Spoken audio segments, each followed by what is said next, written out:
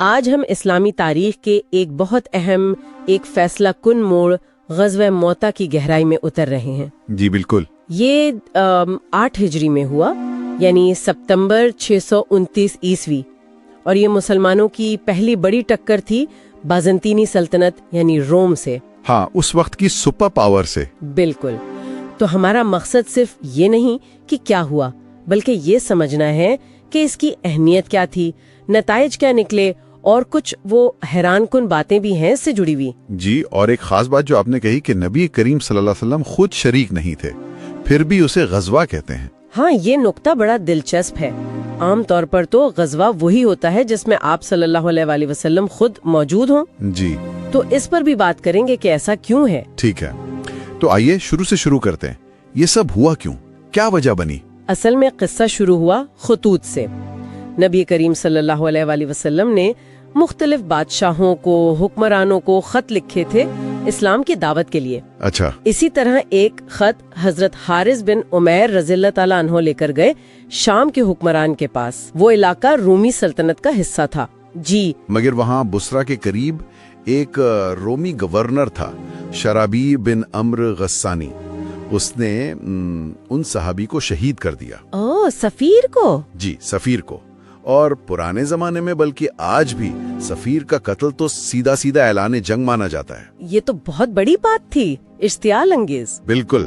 تو اسی ظلم کا بدلہ لینے کے لیے پھر تیاری شروع ہوئی۔ اچھا، تو نبی کریم صلی اللہ علیہ وآلہ وسلم نے پھر لشکر تیار کرنے کا حکم دیا۔ جی ہاں، 3000 صحابہ کرام کا لشکر تیار ہوا۔ 3000؟ لیکن ان کے مقابلے میں کون تھا اور کتنے لوگ تھے؟ یہ بات تو بہت اہم ہے۔ جی، یہی تو اصل نقطہ ہے۔ ان کے مقابلے میں تھی رومی فوج، باقاعدہ پیشہ ور فوج، اور ان کے ساتھ ان کے مقامی عرب اتحادی قبائل بھی تھے۔ اور تعداد پر روایات مختلف ہیں، لیکن کم سے کم 1 لاکھ بتائی جاتی ہیں۔ 1 لاکھ؟ جی، اور بعض روایتوں میں تو 2 لاکھ تک کا بھی ذکر ہے۔ 3000 کا مقابلہ 1 یا 2 لاکھ سے؟ آپ سوچیں ذرا، یہ عددی فرق کتنا زیادہ ہے، ناقابل تصور قسم کا۔ بالکل، یہ ایک دم غیر معمولی تھا۔ پہلے حضرت زید بن حارثہ رضی اللہ عنہ، فرمایا کہ اگر وہ شہید ہوں پھر حضرت جعفر بن ابی طالب رضی اللہ عنہ، جی، اور اگر وہ بھی شہید ہو جائیں تو پھر حضرت عبداللہ بن رواحہ رضی اللہ عنہ۔ اللہ اکبر! یعنی شدید لڑائی اور شہادتوں کا پہلے سے اندازہ تھا؟ جی بالکل، حالات کی سنگینی واضح تھی۔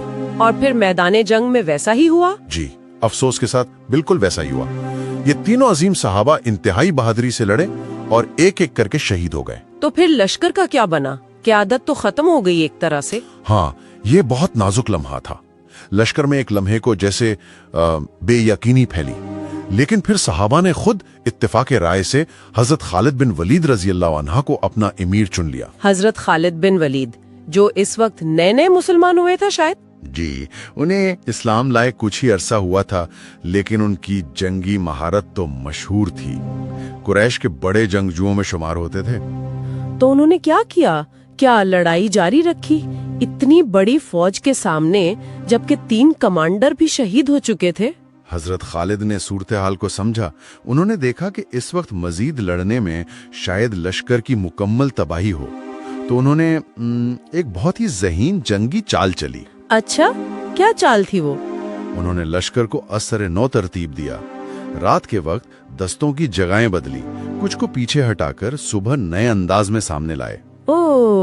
اور ساتھ میں کچھ ایسے اقدامات کیے جیسے پیچھے گرد و غبار اڑایا گیا، شور کیا گیا، جس سے دشمن کو یہ لگے کہ جیسے نئی کمک آ گئی ہے مدینہ سے۔ بالکل بالکل یہی۔ دشمن اس دھوکے میں آ گیا۔ انہیں لگا کہ مسلمانوں کی تعداد بڑھ گئی ہے اور وہ شاید اب زیادہ بڑا حملہ کرنے والے ہیں۔ زبردست نفسیاتی حربہ تھا۔ جی، اس سے رومیوں کے حملے کا زور ٹوٹ گیا، اور حضرت خالد نے اسی موقع کا فائدہ اٹھا کر لڑائی کو طول دینے کے بجائے بڑی مہارت سے منظم طریقے سے لشکر کو پیچھے ہٹانا شروع کیا۔ یعنی وہ فوج کو بحفاظت واپس لے آئے؟ جی ہاں، کم سے کم نقصان کے ساتھ۔ یہ شکست نہیں تھی، یہ ایک شاندار عسکری پسپائی تھی جس نے 3000 کے لشکر کو مکمل تباہی سے بچا لیا۔ ایک بہت بڑی کامیابی تھی یہ صورتحال میں۔ اور اسی دوران وہ واقعہ بھی ہوا سیف اللہ والا۔ جی بالکل، नबी करीम सल्लल्लाहु अलैहि वसल्लम मदीना में थे और अल्लाह ताला ने वही के जरिए आपको मैदान जंग का हाल बता दिया। सुभान अल्लाह। तो जब आप सल्लल्लाहु अलैहि वसल्लम ने सहाबा को ये खबरें सुनाई और हजरत खालिद बिन वलीद की हिकमत अमली और बहादुरी का जिक्र किया, तो उसी वक्त आप सल्लल्लाहु अलैहि वसल्लम ने उन्हें सैफुल्लाह यानी अल्लाह की तलवार का लक़ब अता फरमाया। ये तो बहुत बड़ा एजाज था। बिलाशुबा। अच्छा, अब वापस उस सवाल पर आते हैं कि इसे गज़वा क्यों कहा जाता है जबकि नबी करीम सल्लल्लाहु अलैहि वसल्लम खुद वहाँ मौजूद नहीं थे। जी देखिए, आमतौर पर तो जिस जंग में आप सल्लल्लाहु अलैहि वसल्लम शरीक ना हो उसे सरिया कहते हैं। हाँ। लेकिन मौरखीन कहते हैं कि ये कोई छोटी मोटी झड़प नहीं थी, ये मुसलमानों का सामना था पहली बार उस वक्त की सबसे बड़ी आलमी ताकत से, बराह रास्त टकराव था।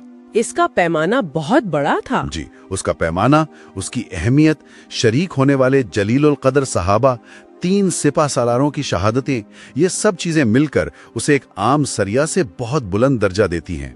इसीलिए उसकी गैर मामूली अहमियत की वजह से इसे गज़वा कहा गया। यानी इसके असरात बहुत गहरे थे, बहुत दूर रस थी। ये मुस्तकबिल की फुतूहात के लिए एक तरह का पेश खेमा भी साबित हुआ। तो अगर हम इस सारी गुफ्तगू का खुलासा करें, गज़वा मोता एक सफीर की शहादत के रद्द अमल में पेश आया। जी। 3000 मुसलमानों ने 1 लाख या उससे भी ज्यादा की फौज का सामना किया। नाकाबिले यकीन हिम्मत से 3 नामजद सिपा सालार शहीद हुए। फिर हजरत खालिद बिन वलीद में क़यादत संभाली और कमाल हिकमत अमली से लश्कर को बचाकर वापस लाए। और इसी दौरान उन्हें सैफुल्लाह का लक़ब मिला। और इस जंग को इसकी अहमियत और वुसअत की वजह से गज़वा कहा गया। बिल्कुल।